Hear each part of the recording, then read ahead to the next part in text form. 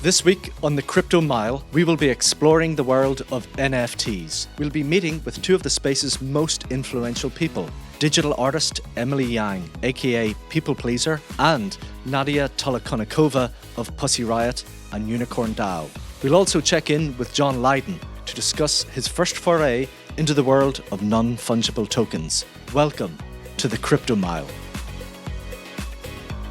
NFTs, or non-fungible tokens, are unique assets in the digital world which can be bought and sold like physical assets but are not mutually interchangeable. Most NFT smart contracts are currently stored on the Ethereum blockchain, which explains the significant interest in Ethereum from both retail and institutional investors. However, Ethereum's premier position is being challenged by new NFT marketplaces that have been deployed on the Solana and Cardano blockchains. These newcomers offer lower transaction fees and speedier transaction times. When most people hear the word NFT, they instantly think artwork, largely due to the unprecedented wave of popularity for projects such as the Bored Ape Yacht Club series. However, anything of value that can be stored digitally can be turned into an NFT, such as iconic sporting moments in time, skins for your metaverse avatar, historical tweets, land deeds, and intellectual property rights. Today's guests will be talking to us about the potential of NFTs to disrupt the creative industries and their possible impact on the world economically, socially, and politically. Okay, let's head downtown to meet them. Today on the Crypto Mile, we have Emily Yang, aka Pplpleasr, one of the foremost NFT artists in the crypto space. I suppose we need to touch upon the current crypto markets and what's actually happening at the moment. So it's a bit of a sea of red. Yes. Do you think the NFT bubble has finally burst? I mean, anybody sort of watching it from the beginning would think that these numbers are absurd, right? And I think that's also why the opinions on NFTs are so polarizing, because it's just so sort of off the grid and ridiculous to any sort of like average person. But if you're going to say, like, for example, recently the market of really, really expensive watches has also tanked, and would you say like the bubble has burst for watches, or is it just there's a global sort of macroeconomic crisis going on right now? I'm personally really happy that we're hopefully moving past this very, very, elementary stage of NFTs where we are purely focused on, ridiculous valuations of specific assets and things like that. Yeah, I think that's important. And this sort of moves us on actually to your new project, which seems to be like a long form NFT project called Shibuya. Can you explain why this is unique? You can think of it like a decentralized Netflix/Kickstarter.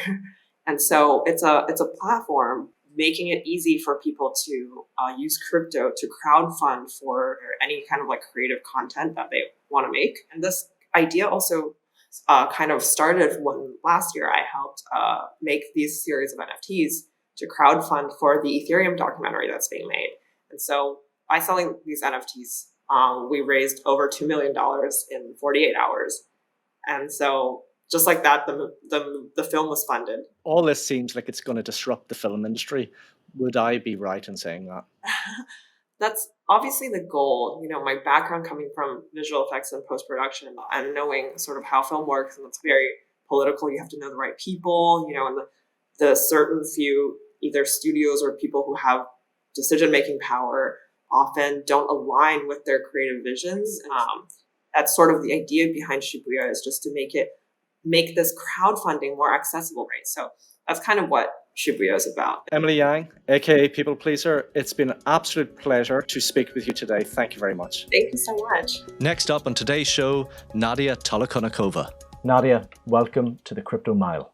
Thank you so much for having me. So Nadya, let's begin with, why is the co-founder of Pussy Riot now at the forefront of the NFT revolution? To me, it's obvious that if you want to be an effective activist, you should learn about what tech has to offer. I'm not that excited about money. I'm not that excited about currencies. Just mostly care about art and activism. So I joined the movement when NFTs marked this new era in crypto of bringing together culture. My first piece was called Panic Attack.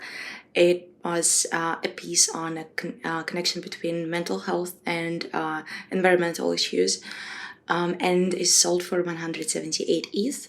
And I donated a big chunk of it to support victims of domestic violence in Russia. How can people use NFTs to advance political causes? And can you give me some examples of what Unicorn DAO is doing at present? Recently, we just started an initiative that's called Legalabortion.es. None of existing reproductive rights nonprofits have ETH wallet or any type of crypto wallet. I think one of my jobs as an activist and a person who's working on the intersection between nonprofits and crypto is to teach them and convince them that actually it is crucial to have an ETH wallet available on your website, because frankly there are a lot of money in crypto, and there are enough people here who want to build a better world. I think that was proven with Ukraine as well, where the digital minister basically said, look, it's actually a lot quicker for us to receive crypto donations rather than in the traditional manner. Via Ukraine DAO actually allowed a lot of people from Russia to donate. Otherwise they would not be even able to send the money from Russia to Ukraine because it's being blocked by Russian banking system. When you raise money for activism, it's often really sensitive topics that can potentially lead you to troubles, and crypto can provide this layer of anonymity. Nadya, thank you very, very much for coming on the Crypto Mile. It was really fascinating. Thanks very much. Finally, let's check in with John Lydon to hear about his first experience in the NFT world. John, if we can just start by describing the NFT that you have created. The title of the artwork is called Anger in NFT. Why is it called that? I'm associated with the word anger all my life. But it's also a glorious refrain from a song called Rise. Anger is an energy. And I thought that would be a good place to begin. I used anything and everything I could. I created one single piece of art. And what we've done is we've cut it up into 100 NFTs. For me, using pen, paper, brush, canvas is the same process to me as writing a song. It's from the heart. That's my direct communication between my brain to the world through those mediums. And the way I draw and paint is I just put one image down and then I shapeshift around and I see what I can see inside those different coloured patterns. And so each piece is a glory unto itself, because that's how much detail I put into it. So the NFT sale is in aid of the Spitz Charitable Trust. So why this charity? They work with the Alzheimer's and dementia sufferers, bringing musicians into care homes and daycare centres. And I just thought that was a magnificent thing. And this is how I can cope with Nora's dementia. I know she's unable to recover. So it's a great joy that I can raise money here for something that is so deeply personal to me. You've taken an excellent approach to offset the carbon emissions that are generated by storing the NFTs on the blockchain. Can you describe that? It's something to do with a phantom tree planter. From an organisation called Pplpleasr. What they're doing is planting trees all over Ireland, north and south.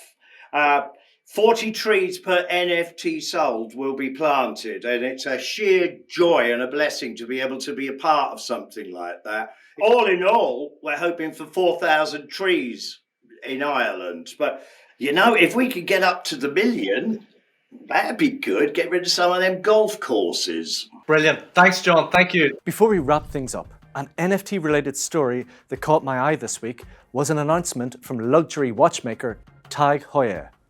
In an innovative move, the brand announced owners of their Caliber E4 smartwatch will now be able to display their NFTs on their watch face by linking it to their crypto wallet. Critics of NFTs have questioned the real-world use cases for these expensive pieces of digital art, so brands are now responding. We could soon be entering a time where people's digital art is on display in the physical world for all to see. The history of NFTs only dates back to 2017, and the vast majority of society has yet to change. We still do not value digital goods in the same way that we value physical goods. Is an NFT of an album the same as holding a physical vinyl version? Is a digital image the same as a physical oil painting? The NFT market, which took 2021 by storm, is now showing signs of cooling down. One of the most high-profile NFTs sold, Twitter co-founder Jack Dorsey's first ever tweet, is now worth a fraction of the $2.9 million price tag it fetched last year. It's now worth $10,000. Amid the cost of living crisis, can we justify spending millions on NFT illustrations of cartoon apes or paying thousands of dollars in transaction fees for an NFT costing $500? Many see an economic activity that defies common sense, and the high watermark of a mass hypnosis that cannot last. Others see a genuine revolution that gives them direct ownership of their creations. Thanks for joining us this week on the Crypto Mile. We'll see you next week.